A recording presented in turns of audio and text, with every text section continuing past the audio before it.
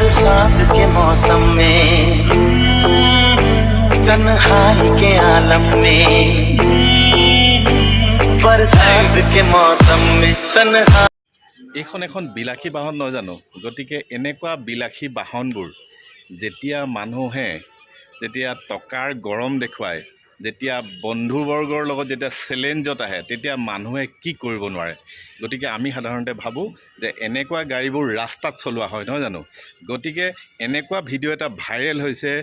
য'ত নেকি এনেকুৱা বিলাসী বাহনবোৰ নি পেলাই গেলা বোকাত পথাৰত চলাই পেলাই দেখুৱাইছে আৰু নিজকে ভাইৰেল কৰিছে এই সকলো ইনফৰমেশ্যন আপোনালোকক জনাব বিচাৰিছোঁ বলক ভিডিঅ' আৰম্ভ কৰোঁ হাই ফ্ৰেণ্ডছ মোৰ নতুন এটি ইনফৰমেশ্যন ব্লগ ভিডিঅ'লৈ আপোনালোকক স্বাগতম জনাইছোঁ হয় এনেকুৱা বিলাসী বাহনবোৰ যিখন মানে আমি বিলাসী বাহন থাৰ বুলি ক'ব পাৰোঁ চুইফ্ট বুলি ক'ব পাৰোঁ বেলেনো বুলি ক'ব পাৰোঁ নহয় জানো গতিকে মানুহে যেতিয়া কাৰোবাৰ লগত বন্ধুবৰ্গৰ যেতিয়া লগত চেলেঞ্জত আহে বা টকাৰ গৰম যেতিয়া দেখুৱাবলৈ যায় বা নিজকে ভাইৰেল কৰিব বিচাৰে তেতিয়া মানে কি কৰে মানুহে নকৰা কাম কৰে শিলচৰৰ এজন যুৱক কালাইনৰ এজন যুৱকে এনেকুৱা তেওঁ বিলাসী গাড়ী এখন থাৰ এখন লৈছিলে আৰু থাৰখন লৈ পেলাই গেলা বোকা পথাৰত নি পেলাই গোটেইখন হাল বাই পেলাইছিলে আৰু সেইটো কাম কিয় কৰিছিলে তেওঁৰ বন্ধু এজনে এখন থাৰ কিনিছিলে আৰু থাৰখন তেওঁক চলাব নিদিয়াৰ কাৰণে এদিনৰ কাৰণে তেওঁ চলাব বিচাৰিছিলে আৰু চলাব নিদিয়াৰ কাৰণে সেই থাৰখন লৈ গৈ তেওঁ পথাৰত হাল বাই দেখুৱালে বন্ধুজনৰ ওচৰতে গতিকে সেইটো এটা চেলেঞ্জ ৰাখিলে আৰু ইয়াৰ পিছতে শিলচৰৰ আৰু এজন যুৱকে তেওঁক উত্তৰ দিবলৈ গৈ এখন চুইফ্ট বাহন লৈ পথাৰত গোটেই যেনেকুৱা ট্ৰেক্টৰ পাৱাৰ টেলাৰ দি যেনেকৈ হাল বায় তেনেকুৱা হাল বাই পেলাই তেওঁ এটা ভিডিঅ' ভাইৰেল হৈছে আৰু তেওঁ ছ'চিয়েল মিডিয়াত এতিয়া ফেমাছ হৈ গৈছে ট্ৰেণ্ডিং চলি আছে গতিকে ময়ো আপোনালোকক সেই দৃশ্য অলপ দেখুৱাব বিচাৰিছোঁ শিলচৰৰ কালাইনৰ এগৰাকী যুৱক নাম তেওঁৰ চৰ্চাত আহিছিল ছ'চিয়েল মিডিয়াতে এই ভিডিঅ'টো ভাইৰেল হৈ পৰিছিল সেইগৰাকী যুৱকে খেতি পথাৰতে থাৰখন এনেধৰণে নমাইছিল আৰু এনেধৰণে হাল বাইছিল বা মাটি চহাইছিল बरसात के मौसम में तन्हाई के आलम में बरसात के मौसम में तन्हाई के आलम में बरसात के मौसम में तन्हाई के आलम में मैं घर से निकल आया बोतल বিলাসী বাহন এনেধৰণে অসমৰ এটা প্ৰান্তৰ এগৰাকী যুৱকে এই বিলাসী বাহনখন খেতি পথাৰত নমাইছে এই দৃশ্যটো চাওক এইবাৰ পুনৰ এগৰাকী শিলচৰৰ যুৱক চৰ্চাত তেওঁ নাম হৈছে ইলু আহমেদ কিছুদিনৰ পূৰ্বে যিগৰাকী যুৱকে থাৰ নমাইছিল মহিন্দ্ৰ থাৰে খেতি পথাৰত হাল বাই বোৱাইছিল বা মাটি চহাইছিল তাৰ পাছতে এতিয়া দেখিবলৈ পোৱা গৈছে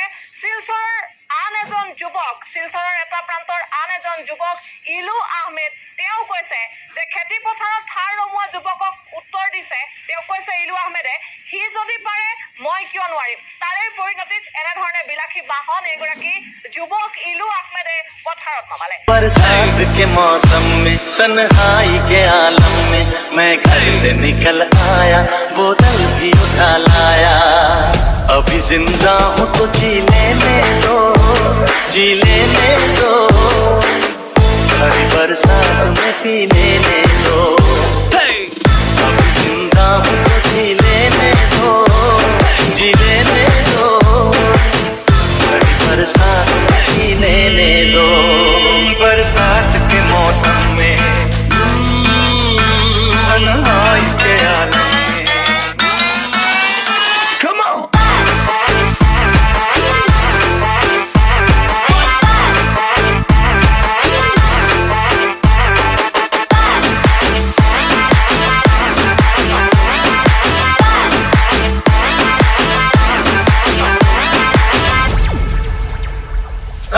मुझे टुकड़ों में नहीं जीना है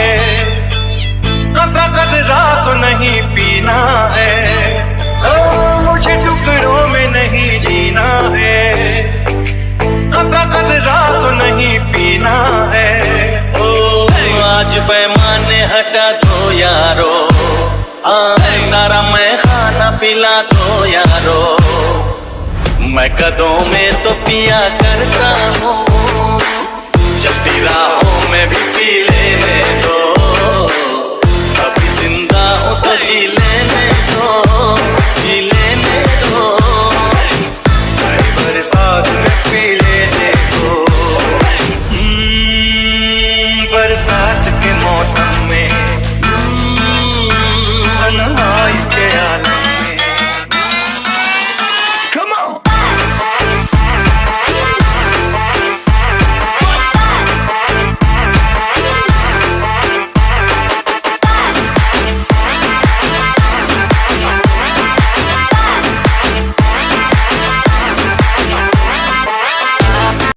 চাওক আজিৰ যুগত দুখীয়া মানুহে গৰীব মানুহে এসাঁজ খাবলৈ চিন্তা কৰে নহয় জানো আৰু যিবোৰ মানুহৰ টকা পইচা আছে গতিকে বন্ধুবৰ্গৰ লগত বা চেলেঞ্জত আহি বা তেনেকুৱা কিছুমান ভিডিঅ' ভাইৰেল কৰিবৰ কাৰণে এনেকুৱা লাখ টকীয়া বাহন পথাৰত নি পাৱাৰ টেলাৰ দৰে ব্যৱহাৰ কৰি পেলাই ভাইৰেল হৈ গৈছে গতিকে এইখিনিকে আপোনালোকক জনাবলৈ চেষ্টা কৰিলোঁ ভিডিঅ'টি ভাল লাগিলে লাইক কৰিব শ্বেয়াৰ কৰিব ছাবস্ক্ৰাইব কৰিব আজিলৈ আহোঁ জয় অসম।